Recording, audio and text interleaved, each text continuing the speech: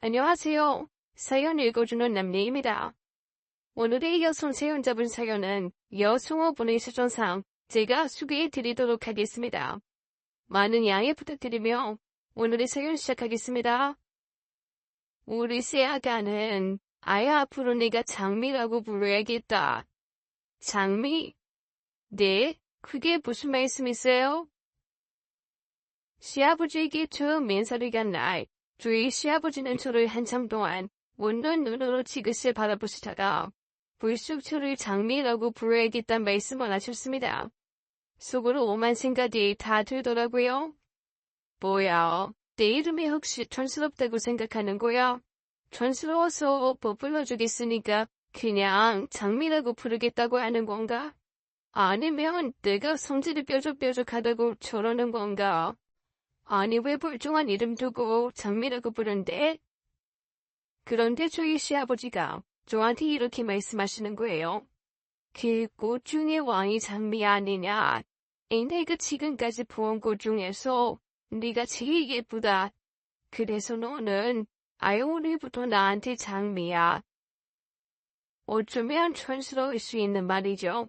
그리고 또래 남자들이 있으면 징그럽다고 저리 가라고 할 대사였고요.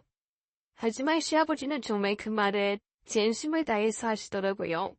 눈빛과 말투, 말의 원도, 모든 것에서 그게 확연하게 느껴졌습니다. 그 말을 듣는 순간, 저 수십 년 동안 쌓여왔던 모든 짜증과 신경질, 그리고 나쁜 마음, 삐뚤어진 생각이 모두 녹아내리는 게 느껴졌습니다. 사실 제 마음이 너무 많이 꼬여 있어서 남편과 결혼을 할까 말까 그때까지도 망설이는 중이었거든요. 그런데 시아버지의 그 한마디 말 때문에 저는 남편과 결혼을 결심했습니다. 아니, 남편과 결혼을 한다기보다는 그냥 시아버지의 며느리가 되고 싶었어요. 제가 이렇게 삐뚤어진 거는 사실 전부 부모님 때문이에요. 이런 거 안 되고 저런 거 안 됐을 때 부모님 탓하는 거 참 싫어하지만 저는 정말로 그래요.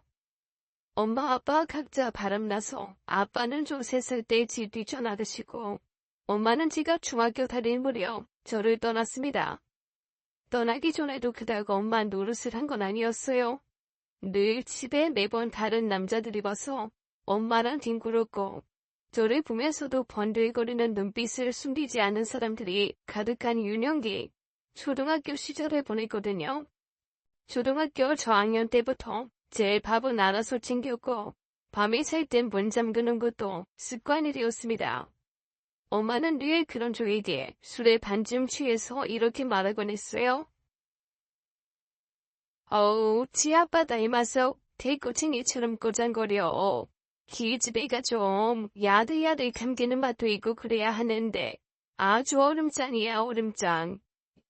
엄마에게는 어린 딸이 최선을 다해 자기를 지키려고 발버둥치는 게 얼음장 같고 대쪽같이 못된 성격으로 보이는 모양이더라고요. 당연히 서로 곁을 안 주고 거의 독립된 삶을 사는 분이었지요. 그나마 저 중학교 2학년 올라가던 해에 저기도 이제는 자기 인생 찾고 싶다며 어디서 중학생 눈으로 봐도 양아치 같은 아저씨 하나 데리고 오더니 딱 한 번 인사시키고 그대로 사라져버리고 말았습니다. 결국 혼자 남은 저를 키운 건 양쪽 집 할머니였어요. 양쪽 집 할머니라고 제가 마냥 예뻤겠습니까? 손주니까 안쓰러운 마음도 있었지만 각자 자기 자식 인생 망치고 도망간 상대방 자식 욕하느라 제가 아주 정신이 홀딱 나갈 지경이었습니다. 외할머니는 항상 저를 보며 이렇게 말씀하셨어요. 내 딸이 참 애가 순하고 착했는데 저거에 빛을 못 만나가지고 애가 변했어. 그런 애가 아니었는데 남편이라고 어디 천부칠 구석에 있었어야지. 아주 대꼬챙이처럼 꼬장꼬장해서 애가 뭐만 좀 잘못하면 죽일 것처럼 덤비고 에휴. 아이고 내 패자야. 친할머니는 또 저를 보면 눈 한 번 곱게 안 뜨시고 이렇게 말씀하시곤 했습니다. 아유, 지혜비 닮아가지고 성질이 참는 손질이 아니야. 아니 남자가 조금 다른데 눈도 좀 돌릴 수도 있고 그런 거지. 그걸 가지고 그렇게 쥐잡듯 사람을 잡더니 결국 자기도 딴 남자 깨 가지고 나갈 거였으면서 뭘 그렇게 펄펄 뛴 건지. 아주 세상 천지. 자기 혼자 꾸겨래. 자기는 뭐 천사처럼 그러나. 아이고 내 패자야. 그렇게 양쪽 집 할머니의 패자 타령이 제 성장의 자양분이 되었으니 지가 보들보들 야들야들 고운 사람으로 자랄 수 있었겠어요. 건드리면 뾰족뾰족 가시 세우는 고슴도치. 마음밭에 온통 깨진 유리 가득 심고 씩씩거리는 상처 가득한 사람. 그게 저였습니다. 그렇게 살아다 보니 그 누가 어떤 말을 해도 굽게 들리진 않았어요. 남자들이 저한테 예쁘다고 하면 대뜸 이런 생각이 먼저 들었습니다. 뭐야? 나 꼬셔서 어떻게 한번 해보려고? 절대 안 되지. 저는 늘 몸으로 처리가. 난 그런 말에 속는 그런 여자 아니야. 착하다고 하면서 슬금슬금 나한테서 또 물 뽑아 먹으려고 칭찬부터 하는 거야. 라는 걸 고스란히 드러내고 살았습니다. 당연히 그렇게 나를 세워 살다 보니 점점 주위에 다가오는 사람도 줄어들더라고요. 남자친구는커녕 여자친구도 하나 남지 않았습니다. 그 와중에 다가온 남편은 뭐랄까 아무리 쳐도 넘어지지 않는 우뚜기 같은 그런 사람이었습니다. 왜 장난감 중에 그런 장난감 있잖아요. 아래쪽에 무거운 머리가 딱 들어가 있고 위에는 바람이 빵빵하게 넣어진 풍선이요. 그래서 그 풍선을 열심히 쳐도 밑에 있는 무게추 때문에 계속 웃는 얼굴 풍선이 벌떡벌떡 일어나는 애들 권투 연습용으로 많이 나오는 인형 말입니다. 남편을 만날 때마다 제가 떠올린 건 딱 그런 풍선의 모습이었습니다. 제가 아무리 못된 말로 밀어내려고 해도 절대로 남편은 저에게서 미뤄지지 않더라고요. 그렇게 해서 1년 정도 연애하고 조금 미루다면 이른 나이인 29살에 결혼을 하게 되었습니다. 물론 남편 때문에 결혼했다기보다는 저희 시아버지의 며느리가 되고 싶었죠. 외아들이 남편에게 사실 바라는 거 많으셨을 거예요. 저희 시아버지 잘 사시거든요. 그리고 잘 살기만 하는 그만큼 마음 천한 할아버지가 아니라 누가 봐도 근사하게 늙은 로맨스 크레이, 마음은 더 멋있는 그런 분입니다. 원래 부모님이 물려주신 재산도 좀 있고 제가 남편과 연애를 시작하면서 바로 돌아가신 시어머니 쪽에서 남겨놓으신 재산도 꽤 많으신 듯 했습니다. 그렇게 돈 있는 집에서 번듯하게 잘 키운 외아들 장가 보냈는데 양쪽 부모 다 이혼하고 돈도 변변치 않은 집딸이 어디 반가우시겠어요. 게다가 남아있는 가족인 할머니들이라곤 어떻게든 결혼에 돈 안 보태려고 애쓰는 모습만 드글드글하게 보이는데 아무리 인격 좋은 시아버지라도 저랑 아들을 맺어주고 싶지는 않으셨을 거예요. 그럼에도 불구하고 저희 시아버지 그런 티 전혀 안 내셨습니다. 오히려 그냥 어차피 상견례도 없이고 며느리들 아이랑 밥이나 먹어야 되지 않겠냐며 그렇게 저를 불러내서 밥을 사주시더라고요. 그리고 결혼 날짜 잡는 날 저한테 슬그머니 남편 몰래 봉투를 하나 내미셨어요. 아버님, 이게 뭐예요? 뭐긴, 아이 우리 딸 내미 시집갈 때 쓰라고. 와 아빠가 주는 돈이지. 네? 돈이요? 놀란 저에게 시아버지는 다시 한번 돈을 내밀면서 그렇게 말씀하시더라고요. 서로 이것저것 뭐 안 하기로 했다지만 아이 그래도 뭐라도 하고 싶은 게 있고 쓰고 싶을 돈이 있을 텐데 남편 몰래 이걸로 비상금에 아 그리고 너 돈 모아둔 거 있다며? 결혼 자금으로 모아둔 거. 네.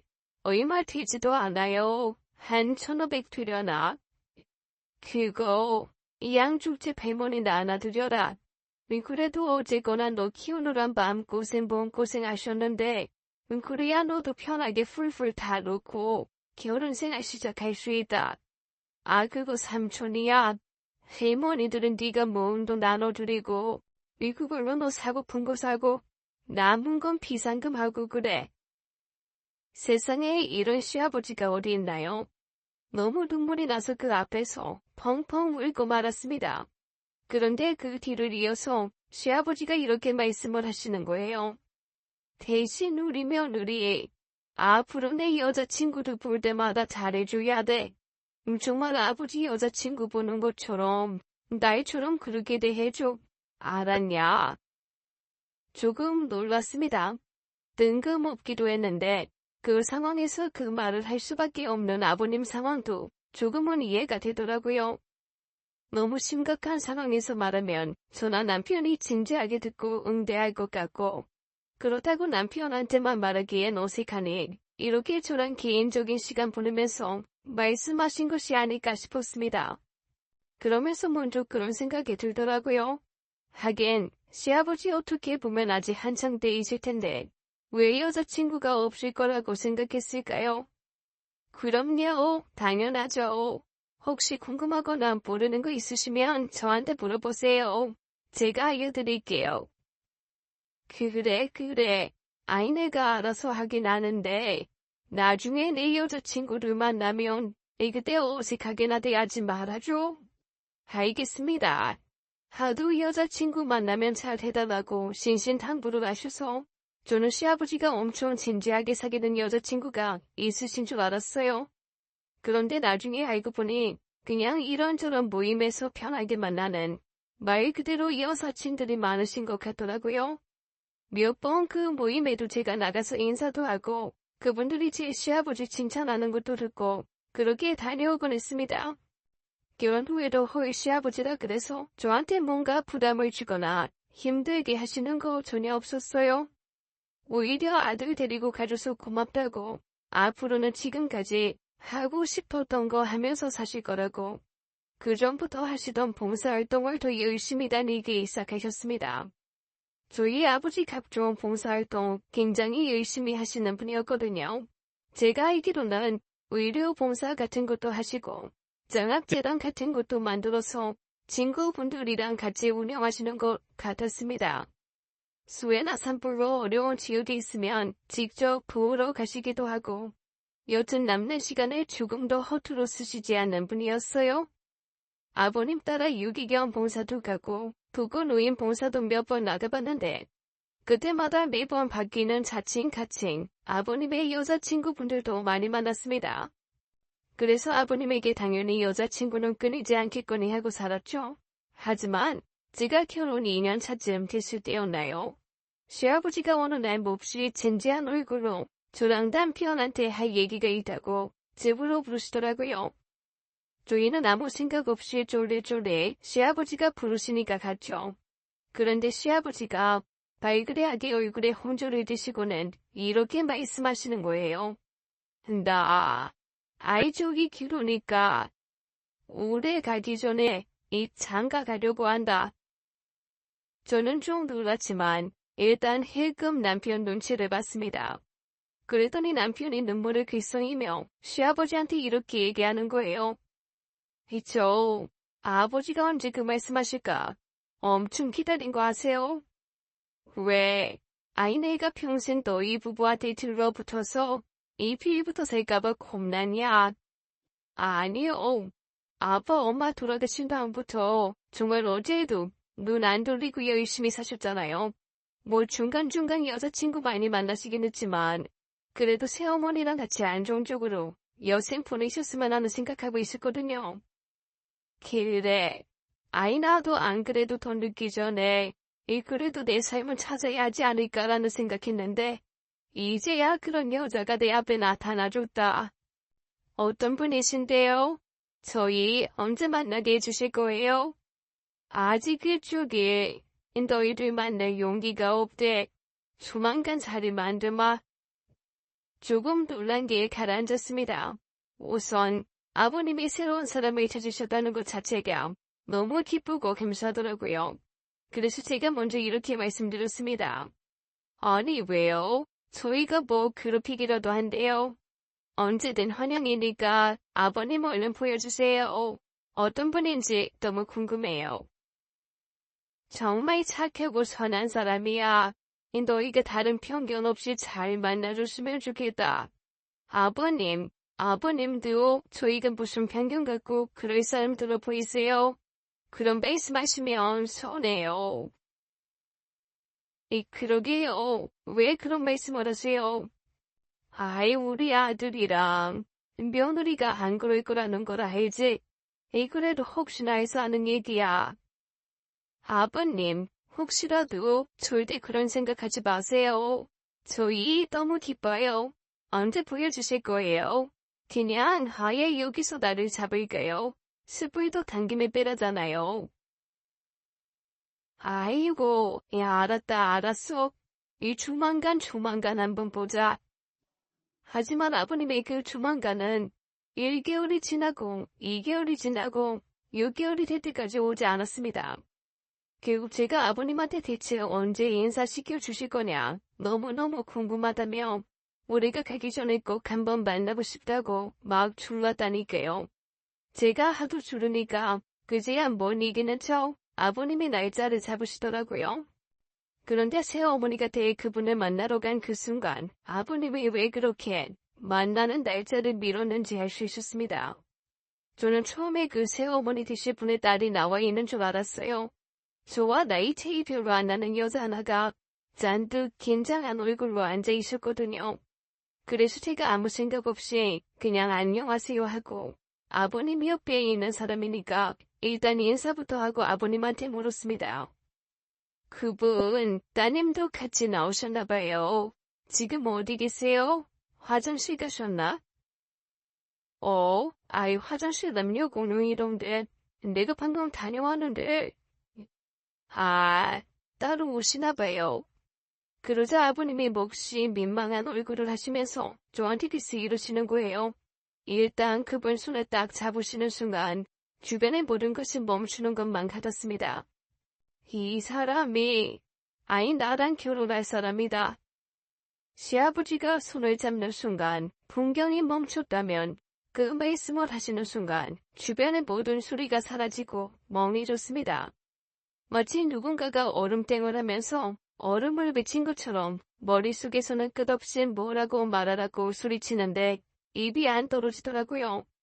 모간밥이 된 사람들 마냥 저랑 남편은 눈만 대굴대굴 굴리면서 입만 계속 소리 없이 뻐끔하며 해야 할 말을 찾기 시작했습니다. 너무 놀라서 둘 다 어떻게 반응을 해야 될지 모르겠더라고요. 간신히 입을 먼저 댄 건 제가 아니라 남편이었습니다. 아버지, 죄송한데, 제가 지금 뭘 잘못 들은 것 같아서 그러는데, 이분이 누구라고요? 나랑 결혼할 여자야. 그러니까 이분이 어머니나 뭐 이모님, 고모님이 아니라 여기 계신 이분이요? 그렇다니까 뭘 자꾸 물어. 이 사람이 너희 새엄마 될 사람이다. 남편이 황당한 얼굴로 저와 그 새어머니 되실 분을 번갈아가며 바라봤습니다. 그리고는 혼자 뭔가 분위기를 무마하려고라도 하듯 이렇게 중얼거리더라고요. 엄청난 동안이신 건가? 그랬더니 시아버지가 몹시도 민망한 얼굴로 이렇게 말씀하시더라고요. 새아가, 아이 네가 몇 살이지? 저요? 올해 33이요. 아이고, 아이 그렇구나. 당신이 올해 32인가? 네, 제가 올해 32 됐어요. 그 순간 머리 옆에 손두가 폭탄을 터뜨리는 것 같았습니다. 시어머니 될 사람이 저보다 한 살 어린 거잖아요. 너무 어이가 없고 기가 막혀서 헛웃음밖에 안 나오더라고요. 저도 모르게 아주 어색한 듯한 웃음을 터뜨리고 말았습니다. 아, 아버님, 그러니까 정말로 결혼을 하신다는 거죠? 그러니까 정말로 혼인신고도 하시고 씨도 치르시고 그러는 거죠? 내가 너희한테 아이 친즉 인사를 시켰어야 되는데 이 사람도 아직 마음의 준비가 안 되겠다고 그러고 아이도 우리 나이 차이가 좀 있다 보니 사람들이 이런저런 말쑥덕거리고도 싫고 아이 그래서 어쩌다 보니 내가 자꾸 미루게 됐다. 뭐 이 사람한텐 미안하지 뭐. 그러면 정말로 결혼을 하시는 거예요? 진짜 두 분이서 혼인신고도 하실 거고요? 그랬더니 저한테 한 번도 그런 눈빛을 보이신 적이 없던 아버님이 갑자기 정색을 하면서 저한테 이렇게 물어보시더라고요. 왜 아이 혼인신고해서 살면 안 되냐? 너희 혹시 네 재산 때문에 그러냐? 순간 몹시 당황스러웠습니다. 물론 그런 생각이 아주 없었던 건 아니죠. 그런데 아버님이 그렇게 너무 정색을 하고 딱 말씀을 하시니까 그동안 각종 드라마에서 봤던 장면들이 영화처럼 쭉 눈앞에 펼쳐지기 시작했습니다. 아버님이 뒤늦게 결혼하면서 새 시어머니가 들어오고 그것 때문에 자식들과 의의가 상하는 그런 장면이요. 그래서 제가 지레 놀라서 손사래를 막 치면서 말씀드렸어요. 아니에요. 저 그런 거 아니라는 거 아버님도 잘 아시잖아요. 그래 알지. 아이 그런데 혹여 그런 시선으로 이 사람 볼 거면 아예 말도 꺼내지 마라. 아 이 사람 그런 사람 아니야. 내가 2년 동안 만나오면서 한 번도 나한테 그런 느낌 가지게 한 적이 없는 정말 좋은 사람이다. 저는 그 말을 듣고 두 가지 사실에 놀랐습니다. 하나는 아버님이 그렇게까지 홀담보에 빠진 듯한 표정을 하신다는 거를 처음 봐서 그게 놀라운 사실이었고요. 두 번째는 2년이나 만나봤다는 사실이었습니다. 제가 결혼한 직후부터 쭉 만나오셨다는 건데 사실 그동안 아버님 너무너무 괜찮은 여자친구들을 제가 많이 만나봤거든요. 그런데 그 많은 분들 재산 투독하시고 아버님이 죽으라면 죽을 것처럼 아버님한테 홀딱 빠진 것 같은 눈빛을 숨기지 않았던 그런 분들 다 두고 이렇게 젊은 여자한테 아버님이 빠졌다는 사실 자체가 저한테는 사실 너무 충격이었습니다. 제가 그랬는데 남편은 오죽했겠어요. 그 자리에서 남편은 꼭 어리 빠진 사람처럼 한마디도 하지 않고 그냥 아버님이 묻는 말에만 건성으로 단답형의 대답만 하고 말더라고요. 제가 오죽하면 너무 민망해서 남편을 쿡쿡 치면서 조금 정신 차려라, 집중해라라고 표시를 할 정도였다니까요. 한참 아버님 그리고 새어머니가 되실 분과 얘기를 나눴는데 제 전화기에서 문자가 왔다는 표시가 깜빡깜빡했습니다. 아버님 죄송해요. 문자가 자꾸 오네요. 저 확인 좀 할게요. 그래. 아이 뭐 언제 우리가 전화하고 보는 거 뭐 이상하게 생각했냐? 확인해라. 문자를 열었더니 남편이 바로 옆에서 저한테 문자를 보낸 거였더라고요. 얼마나 미친 듯이 타자를 쳤는지 오타도 한 바가지이고 내용도 다급하게 이루 말할 수가 없었습니다. 야 이거 어떡하냐. 결혼 말려야지. 아버지가 안 말려줄 것 같지. 말릴 수 있을까? 나 이거 정말 아닌 것 같은데. 헤이 네가 한번 말해볼래? 제가 슬금슬금 남편과 아버님 그리고 시어머니가 될 사람 눈치를 보면서 남편에게 답장을 했습니다. 낸들 알아. 일단 여기에 집중해. 그리고 밥 먹자마자 나랑 얘기 좀 해. 저희는 그렇게 아버님과 새 시어머니가 될 사람을 앞에 두고 둘이 긴급하게 문자로 회의를 했어요. 그런데 저희 아버님 얼마나 눈치가 빠르신 분인지 어느 정도 밥 다 먹고 나더니 저희한테 그러시더라고요. 너희들이 할 말이 많지. 아이고 답답하고 손가락 아프게 문자로 하지 말고 어디 편안한 데 가서 얘기해라. 나는 이 사람이랑 오늘 집 좀 보러 갈 거다. 네? 집을 보신다고요? 무슨 집이요? 이 사람이랑 같이 살 신혼집. 네 지금 사는 집은 아무래도 내가. 저기 예전, 엄마. 그러니까 세상 떠난 아내랑 살던 곳 아니냐? 살림도 다 그 사람 살림이고. 아무래도 새 사람들이 대부분 예의가 아니지. 새 집 사서 새 살림 채워놓고 새로 시작할 거다. 걱정하지 마. 너희한테 손 안 보여. 내가 알아서 할 거니까 일조에 관심 갖지 마라. 아니, 아버지. 어느 집을 사서 어디로 이사를 가시게요? 뭐야 뭐 이 사람이랑 논의해서 내가 알아서 할 거니까 너희는 신경 쓰지 마라. 너희 가까이 살라고 해도 가까이 안 살 거다. 그 자식이랑 가까운 데 살아서 뭐하냐. 방해만 되고 서로 뚝 떨어져서 살아보자고. 그러니까 정말 신경 쓰지 마. 자, 갑시다 우리. 오늘 볼 곳이 많아. 이 조심조심히 일어나고. 네, 알았어요. 아유, 정말 잔소리는. 저기, 만나서 반가웠어요. 다음에 또 봬요. 저기, 그리고 다음에는 우리 남자들 빼고 우리끼리만 만나서 같이 얘기 나눠요. 네. 안녕히 가세요. 다음에 뵙겠습니다. 조심히 가시고요. 저는 제가 나름대로 사교성도 있고 활발한 사람이라고 생각을 했거든요. 그런데 아니더라고요. 제가 참 낯을 가리고 표정 관리가 안 되는 사람이라는 걸 저는 그날 처음 알았습니다. 그렇게 아버님과 새 시어머니가 될 사람이 사라진 후 남편은 정말 레스토랑 전체가 떠나가다 한숨을 쉬었습니다. 와, 미치겠다. 이거 어떡하냐. 야, 우리 아버지 도망난다 봐. 아니, 근데 얘 너무 정신이 멀쩡하시잖아. 도망나신 건 아닌 것 같고. 아이, 그런데 도망나신 것 같고. 아니야. 도망나신 건 아닌 것 같고. 하지만 도망나신 것 같아. 당신 지금 무슨 소리 하는 거야? 그래서 도망이 나셨다고 아니라고. 몰라. 아닌데 나도 내가 무슨 소리 하는지 모르겠어. 아이고, 그런데 어떡하지? 아버지, 결혼하실 것 같지? 야, 이거 그냥 넘어갈 일이 아닌 것 같지? 그런데 이 결혼 정말 하게 할 거야? 암만이요?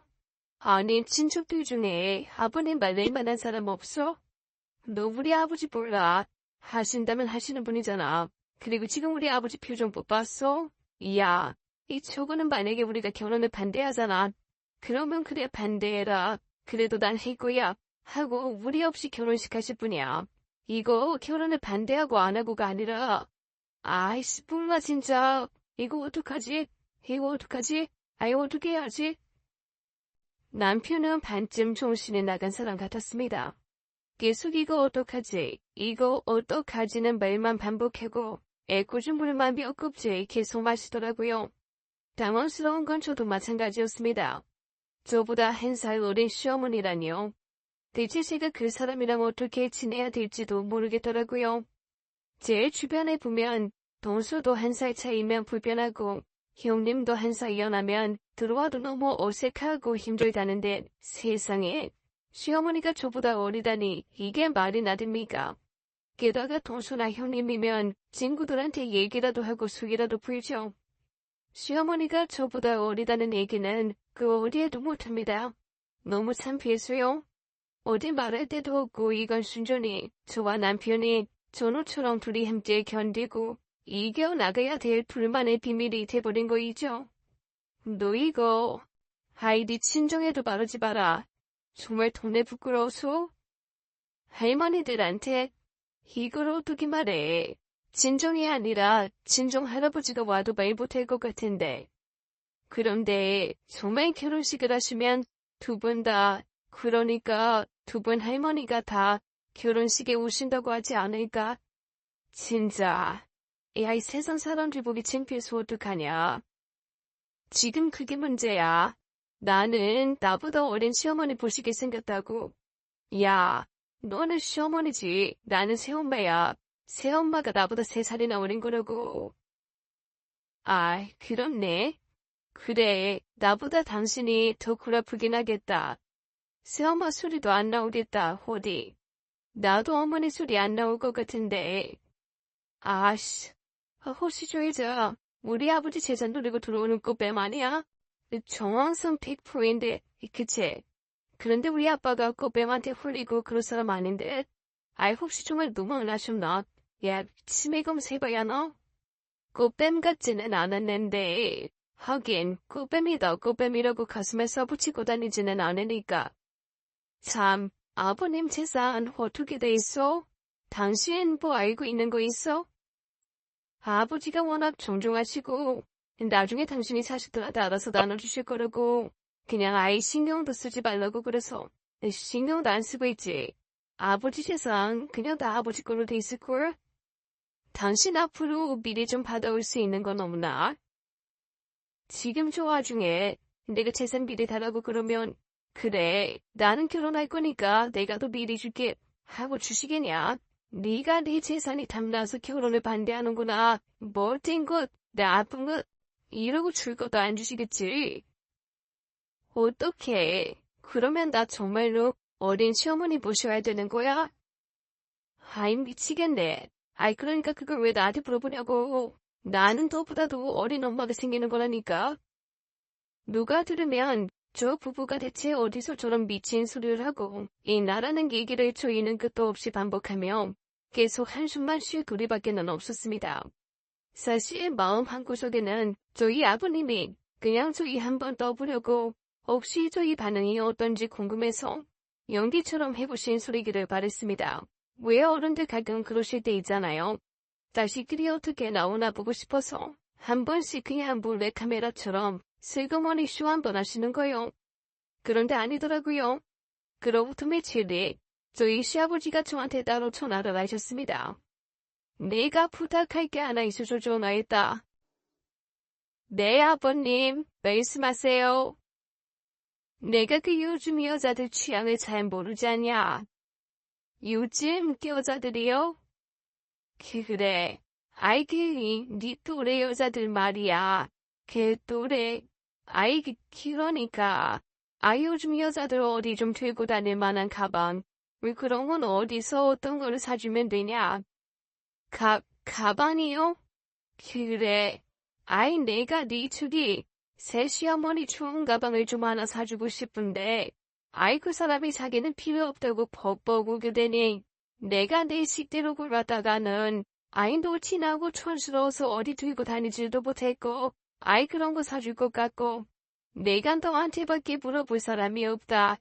그 사람 가죽 가방 하나 없이 얼마나 내 천조가리 들고 다니고 그러는데 내가 그게 계속 마음에 걸려. 그래서 가방 사주시게요? 왜? 너는 안 사주고 네 시어머니만 사줘서 서운하냐? 아니요. 전혀 그런 거 아니에요. 지금 무슨 그런 걸로, 에이. 그럼, 그러지 말아야지. 너는 네 남편한테 사달라고 그래. 하지만 지금 나한테 알려줄 거는, 네가 저기 네 남편한테 받고 싶은 가방, 그거 알려주면 된다. 그러면 그게 요즘 네 나이 또래 사람들이 갖고 싶어하는 가방이겠지. 그냥 그런 마음으로 사주시려면 백화점 브랜드 1층에 있는 명품 매장에서 고르시는 게 제일 낫지 않을까요? 그래. 1층에 문지기들 서 있는 그런 매장들 말하는 거냐? 네. 그런 데서 파는 가방이 아무래도 약간 좀 낫죠. 요즘 사람들이 갖고 싶어하고 그런 가방들이니까요. 그렇구나. 그래 알았어. 그럼 내가 그 먼지기들한테 물어보지 뭐. 고맙다. 아버님의 전화는 그걸로 끝이 아니었습니다. 화장품은 어떤 거 있으면 좋으냐? 요즘 유행하는 가구는 어떤 거냐? 저한테 일일이 물어보시더라고요. 결혼 준비, 혼수 준비를 아버님 혼자 하는 느낌이었습니다. 결국 아버님이 냄비와 접시를 물어보는 전화를 하신 날, 제가 참지 못하고 아버님한테 이렇게 여쭤봤습니다. 아버님, 근데 그러니까 그분이요. 그러니까 아버님이랑 결혼하신다는 분. 왜? 아직 시어머니란 말이 안 나오냐? 네, 죄송해요. 저 솔직히 아직은 안 나오네요. 아니다. 그럴 수도 있지. 그래도 결혼하고 나면 어머니라고 꼬박꼬박 불러. 그거 사람 은근 서운하다. 네. 그런데 아직은 저도 조금 시간이 필요해서요. 그것보다 그분이 저기 안 사세요? 직접? 아무것도요? 하나에서 10까지 다 아버님이 고르고 사시고 하니까 꼭 결혼 준비 아버님이 혼자 하시는 것 같아서 그래요. 나라고 그러고 싶겠냐? 뭐든 안 하려고 하니까 그러지. 뭐 산다고 하면 필요 없다 그러고 이거 사준다고 그러면 없어도 된다 그러고 아이고야 나도 나름대로 고충이 많다. 고충이 많아. 그래요? 왜 그렇게 뭐든 안 하려고 하실까요? 사람이 욕심이 없어 욕심이 검소하고 그냥 순수해. 사실 아버님의 그 말씀을 듣고 저는 속으로 이렇게 생각했습니다. 진짜 고단수여우다. 결혼 전에 이런 식으로 욕심 없는 것처럼 쇼하고 나중에 아주 그냥 싹싹 다 뜯어가려고 일부러 큰 그림 그리고 쇼하나 보더라고 말이죠. 정말 그렇게 생각할 수밖에 없었던 게 아버님 하나에서 10가지. 아니 무슨 본인이 신부인 것 마냥 다 챙기시니까요. 보통은 아무리 그래도 집에 가거나 그런 것 정도는 자기 취향이라는 게 있어서 고를 법도 한데 그런 것조차도 아버님이 저한테 요즘에 가장 유행하는 게 뭔지 최신이 뭔지 그런 거 물어봐서 직접 고르고 다니시는 것 같더라니까요. 그래서 제가 한 가지 깨를 냈습니다. 시어머니 될 사람이랑 그래도 제가 같이 좀 다니면 어떤 사람인지 좀 볼 수 있지 않을까라는 생각 때문이었어요.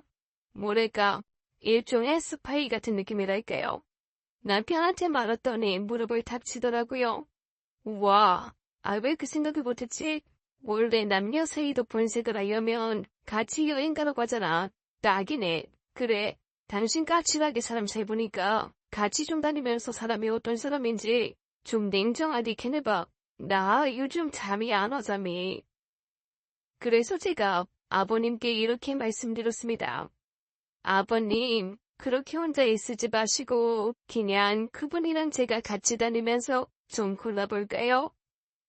그랬더니 아버님이 정말 반색을 하시면서 저한테 이러시는 거예요. 아이고, 그 소리가 언제 나오나에다. 나 우리 며느리한테 조금 서운할 뻔했어.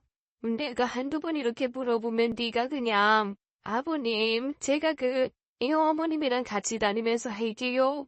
이라고 얘기를 하지 않을까. 같이 가겠다고 먼저 말하지 않을까. 내가 사실 좀 기대를 했거든. 근데 네가 내가 몇 번씩 이렇게 전화하고 말해도 아무 말도 안 하길래 사실 조금 많이 서운했다. 죄송해요. 저도 사실 좀 너무 정신이 없었네요. 서운하셨으면 마음 푸세요. 아니야. 이 서운은 무슨. 그래. 아니다. 너 죄송할 거 하나 없고. 지금이라도 이렇게 네가 해주겠다고 하면 나야 고맙지. 야, 그 사람도 나이든 나랑 다니면서 고르는 것보다는 그래도 너랑 같이 다니면서 고르는 게 마음 편하지 않겠냐? 내가 연락처 알려줄 테니까 네가 한번 전화해서 같이 가자고 좀 해봐라. 세아가 잘 부탁한다. 그리고 그 사람이 조금이라도 마음에 드는 것 같으면 그냥 사. 내가 이따가 저녁 때 집에 들러서 카드 좀 마. 아니에요. 제가 받으러 갈게요. 제가 눈치껏 잘 사볼게요. 너무 걱정하지 마세요, 아버님. 그렇게 해서 저는 저희 시어머니가 될 젊은 여자와 함께 약간의 축구에 동침을 하는 느낌으로 쇼핑을 다니기 시작했습니다.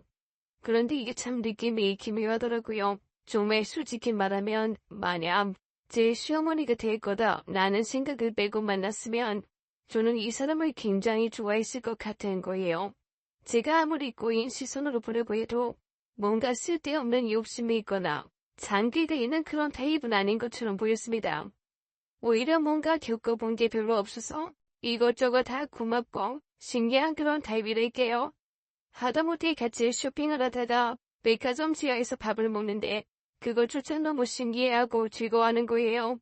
그래서 제가 물어봤죠. 그런데 왜 꼭 한 번도 안 드셔본 사람처럼 그렇게 즐거워하세요? 처음인데요. 백화점 지하에서 밥 먹는 거 처음이에요. 그리고 백화점에서 사실 뭐 사본 적도 없어요. 한 번 있네요. 그때 누가 상품권 하나 줘서 그걸로 양말 사러 왔었어요. 양말이요?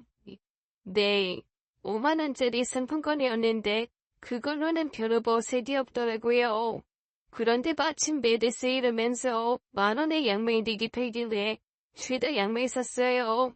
그걸로 벌써 6년째 양말 신고 있는 걸요. 나 그러고 보니까 백화점에서 양말 사시는 여자였네. 그러시구나. 그렇네요. 백화점에서 양말 사시는 여자셨네요. 좀 당황스럽더라고요. 물론 백화점이 없는 곳에서 살았으면 그럴 수도 있지만 그래도 보통 제 나이 또래 사람들이 백화점 지하에서 국수 한 그릇, 닭 한 조각 정도는 다 먹어본 경험이 있잖아요. 그래서 사실 좀 이상하다 하는 생각이 들었습니다.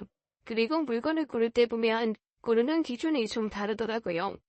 저 같으면 이렇게 돈 많은 자기 아버지 뻘 남자랑 결혼하면 약간 보상 심리에서라도 제일 비싸고 제일 세트 많고 제일 고급스러운 걸로만 거침없이 고를 것 같거든요.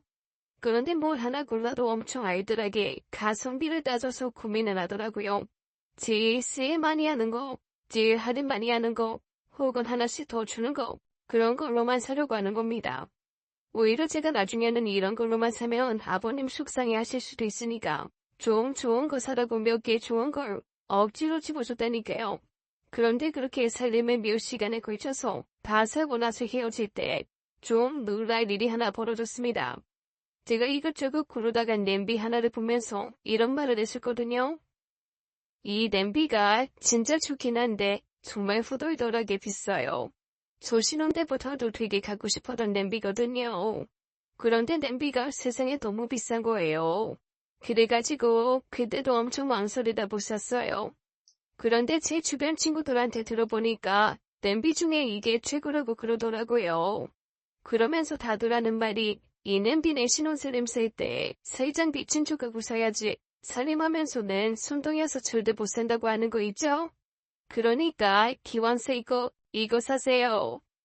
그렇게 정말 신혼살림 살 때 아니면 손도 집어들지 못할 만큼 비싼 냄비를 사게 했거든요. 그런데 제가 집에 가려고 하는데 주선주선 그 냄비를 꺼내서 저한테 주는 거예요. 네, 이걸 왜 절 주세요? 하나 더 샀어요. 네, 언제요? 아까 화장실 갔을 때 세그머니 하나 더 사서 넣어뒀죠. 이거를요? 왜요? 가고 싶었다면서요. 안 그래도 오늘 너무 고마워서 뭐라도 하나 선물해주고 싶었는데 그냥 기왕이면 본인이 갖고 싶은 거 해줬으면 좋겠다라는 생각이 들어서요. 이거 가져가세요. 나도 남들처럼 명품 가방 이런 거 사주고 싶은데 아직 내 주제가 여기까지밖에 안 돼요. 냄비 같은 거 사줘서 기분 나쁜 거 아니죠? 아니요. 그나저나 이거 너무 비싼데요. 아버님 아시면 큰일 나요. 에이, 이건 제 돈으로 산 거예요. 아버님한테는 초도발 안 할 테니까 아무 말 말아요. 그냥 아까 이 냄비 보면서 눈이 반짝반짝하는데 정말 사주고 싶었어요. 진짜 사주시는 거라고요? 아우, 그렇다니까요. 아버님한텐 비밀로 하고 얘기 안 할 테니까 얼른 받아요. 그러면서 저한테 그 냄비를 툭 안겨주고 사라지는 겁니다. 이거 기분 이상하더라고요. 분명히 뭔가 이상한 사람일 거라고 생각을 해서 제가 한번 두 눈 똑바로 두고 어떤 사람인지 감시할 겸 만난 거였는데 보면 볼수록 사람이 참 괜찮은 겁니다. 제가 냄비를 받았다고 해서 마음이 누그러진 건 아니었어요. 오히려 눈 부릅뜨고 단점 사전 이르고 쓰는 제가 어느 순간 부끄러워지면서 이 사람이 괜찮은 사람이구나 라는 생각이 들어온 거였습니다. 그렇게 시어머니에 대한 누그러진 마음은 시어머니랑 시아버지가 결혼한 후에도 계속되었습니다. 저 사실 처음에만 좀 그렇게 착한 척했지 결혼하고 나서는 태도가 바뀔 거라고 생각했거든요. 괜찮은 사람이라는 인상이 깊게 박히기는 했지만 사람이 원래 자리가 바뀌고 성향이 바뀌면 자기도 몰랐던 숨은 본성이 나오기 마련이니 결혼 전에는 조심하고 기죽어 있어도 결혼하고 나면 분명 저런 남편이 걱정했던 그런 모습들을 보일 거라고 예상하고 있었습니다. 그런데 시어머니의 행동은 매번처럼 남편을 부끄럽게 만들곤 했습니다. 배려. 정말 배려의 아이꾼이더라고요. 조금 더 사람을 불편하게 하는 것도 없고 그렇다고 과하게 친절한 것도 아니었습니다. 게다가 아버님은 얼마나 지극정성으로 보시는지 안 그래도 로맨스 그레이 잘생기고 또래보다 젊어 보였던 저희 아버님. 조만간 제 남편보다 어려 보일지도 모르겠다는 생각이 들 정도로 점점 더 어려지시더라고요. 평생 야채 싫어서 김치도 안 드시던 분이 아침마다 눅집에 샐러드 챙겨 드신다는 말을 듣고 저랑 남편은 턱이 땅으로 떨어지는 줄 알았습니다. 너무 놀래서 입이 떡 벌어졌거든요. 게다가 시집살이도 전혀 없는 데다가 오히려 아버님한테 부탁해서 저랑 제 남편한테 재산도 미리 조금씩 나눠주게끔 하더라고요. 분명 재산 노리고 들어온 거 빼민 줄 알았는데 앞장서서 재산 분배하시는 거 보고 저랑 남편은 혼란에 빠졌습니다. 아무리 굳가운 눈으로 보려고 해도 뭔가 되게 저희를 정말로 생각하는 듯 행동을 하시니 투덜거릴 단초를 잡을 수가 없더라고요. 오죽하면 6개월 정도 지났을 때 남편이 저한테 그러더라고요. 혹시 진짜로 우리 아빠 사랑하나? 아, 나 이거 참 어떻게 해야 돼? 곤란한 듯 한숨 섞인 얘기를 할 정도로 시어머니는 괜찮은 사람이었습니다. 저희 역시도 엄청 두기는 두고 시어머니를 계속 봤지만 시어머니의 단점을 찾는 게 오히려 힘들 지경이었어요. 두 분이 결혼하시고 거의 1년쯤 다 됐을 무렵에는 오히려 남편보다 시어머니랑 같이 있는 시간이 훨씬 편하고 재밌기 시작했다니까요. 아무래도 또래다 보니까 같이 얘기하고 유행하는 거 드라마, TV 프로그램 이런 거 얘기하는 게 남편보다 저랑 훨씬 더 잘 맞는 거예요. 제가 그렇게 시어머니랑 조금씩 말 나누면서 소통하고 같이 놀러 다니기 시작하니까 시어머니보다 훨씬 더 많이 행복해한 건 시아버지였습니다. 제가 시어머니와 편하게 말을 나누기 시작하면서 시어머니에게 한번 이렇게 물어본 적이 있습니다. 근데 저희 시아버지는 어디서 만나셨어요? 두 분이 소개팅 하셨을 것 같지는 않고. 아이, 그냥 오며 가며 만났지. 그래요? 오며 가며 만나서 이 나이 차이에 이렇게 연애가 된다고요? 이건 한 번에 가둬놓고 몇 날 며칠이 지나도 될까 말까한 그런 조합인데. 그렇죠? 그래서 저도 저희가 인연이라고 생각해요. 시어머니는 끝까지 저에게 시아버지와 어떻게 만났는지 무슨 인연인지 말을 안 해주고 그냥 빙빙 웃으며 말을 돌리기만 하더라고요. 뭔가 이상한 알 수 없는 사연이나 아니면 정말 뭔가 작정하고 덤빈 건가 또 이상한 생각이 막 들기 시작했지만 시어머니에 대한 의심, 이상한 상승을 계속하기에는 시어머니가 너무 괜찮은 사람이라는 걸 이미 알아버리고 난 후였습니다. 아니 솔직하게 말하면 이렇게 괜찮은 여자가 왜 단일근 우리 시아버지 같은 사람을 이렇게 진지하게 진솔하게 사랑하는 걸까라는 의문이 생기기 시작했습니다. 그런데 시어머니가 어떻게 시아버지를 만나게 됐는지는 두 분이 결혼하시고 1년이 좀 넘었을 어느 날 우연히 알게 되었습니다. 갑자기 시아버지로부터 시어머니가 쓰러져서 병원에 입원했다는 연락을 받았거든요. 아니 대체 어제까지만 해도 멀쩡하게 나랑 같이 찜질방도 갔다 오고 쇼핑도 했던 사람이 왜 갑자기 쓰러졌을까 싶어서 얼른 병원으로 뛰어갔습니다. 그런데 병원에 누워있는 시어머니 생각보다 상태가 심각해 보였어요. 그리고 그동안 왜 시어머니가 저랑 같이 찜질방을 그렇게 다니면서도 한 번도 목욕은 같이 하지 않고 찜질방에서 바로 몸만 갈아입고 집에 갔는지 알게 되었어요. 가슴에 엄청 큰 흉터가 남아있더라고요. 제가 너무 놀라서 아버님 출이 뭐예요? 라고 물었습니다. 그랬더니 아버님이 천천히 말씀해 주시더라고요. 어머님이 오래전에 심장 이식 수술을 한번 받으신 적이 있대요. 그런데 워낙 몸에서 그 이식된 심장을 받아들이기가 쉽지 않은 상태이기도 해서 심장 이식을 받으면서도 길게 살아봐야 10년 언저리 살 수 있겠다는 시한부와 같은 심장 이식을 받았다고 했습니다. 그럼에도 불구하고 결혼도 한번 해보고 싶고 행복한 삶을 살아보고 싶다는 생각에 심장 이식을 택하셨던 거죠. 하지만 집이 넉넉하지 않아 그 많은 이식 수술비를 구하지 못해서 힘들어할 때 저희 시아버지가 운영하던 재단 쪽에서 도움을 받아서 심장 이식을 받게 되셨대요. 원래는 누구 도움을 줬는지 누가 이식을 해줬는지 그런 거 다 비밀이었는데 재단에서 돈을 후원해준 거를 어떻게 알고 인사를 왔다고 했습니다. 그렇게 시아버지와 시어머니가 처음 만났다고 하더라고요. 시아버지가 쓸쓸한 얼굴로 이렇게 말씀을 하셨습니다. 처음이야 뭐 나이 같았지. 그런데 이 친구가 그러더라. 자기를 그냥 심장 이식해준 그런 나이 같은 사람으로 생각하지 말고, 그냥 한 번이 인간 대 인간으로 보고 만나줄 수 있냐고. 그러다 보니 나도 그래. 언젠가부터 나이다 뭐다. 내가 너무 가리는 게 많았구나. 이 친구 말대로 한 번이 인간 대 인간으로 한번 만나보자. 그렇게 해서 자연스럽게 만났다.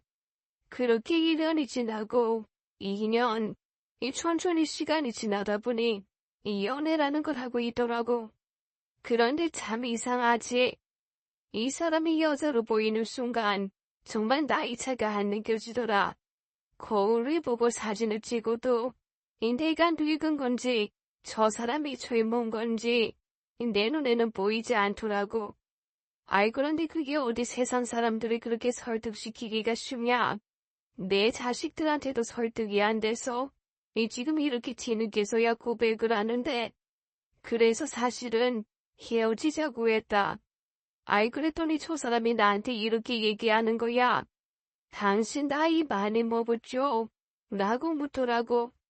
왜 그래서 헤어지자고 하는 거라고 대답하니까 저 사람이 울면서 그러더라고. 내 수명은 왜 당신보다 짧을 수 있어요? 라고. 그게 무슨 소리냐고. 더 살아야 된다고 했더니 저 사람이 그게 자기 마음대로 되냐고. 자기는 이미 의사가 얘기한 것보다 더 살았다면서. 우리 수명만 놓고 따지면 우리 둘이 친구라고 하대. 친구끼리 서로 좋아하면 같이 살아도 되지 않겠냐면서 정언하더라. 자기 어차피 오래 살지 못할 거면 그냥 좋아하는 사람 옆에서 행복하게 단 하루라도 더 살고 싶다고. 그래서 결혼하신 거예요? 그래. 이 사람이 담담하게 자기가 좋아하는 사람은 나고 나도 자기 좋아하자냐고.